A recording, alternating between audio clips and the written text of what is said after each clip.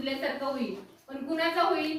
जे हाताचं एक्सरसाइज करणार नाहीत. असं करतो ना आपण राऊंड सर्कल मध्ये, हा क्लॉकवाईज आणि अँटी क्लॉकवाईज असं करायचं.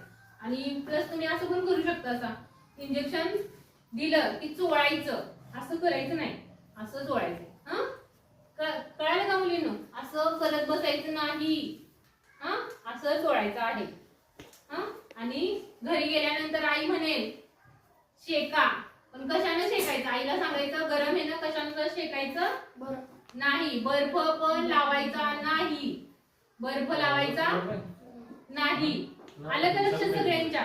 हा थंड पाण्यात आपलं जे साधं पाणी आहे, आता वातावरणात गारठा आहे, हा थंडी वाजते की नाही सर्वांना?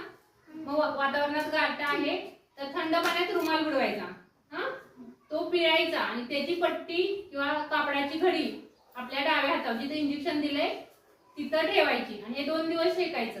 आणि गोळ्या देतोय पॅरासिटामॉलच्या, त्या जेवल्यानंतर सर्वांनी अर्धी अर्धी गोळी घ्यायची. आणि जर काही वाटलंय का त्याला रॅशेस आली, लाल झालं, म्हणजे शेकूच नका. म्हणजे बर्फ, आता कोण म्हणाल ना बाळ बर्फ, हा तर ते काय लावू नका. जर तुम्ही मी सांगितलं तसं हे केलं तर कुणाला त्रास होणार नाही, पण इंजेक्शन थोडंसं दुखणार. पण इंजेक्शन दुखते म्हणून कुणी गैरहजर राहू नका.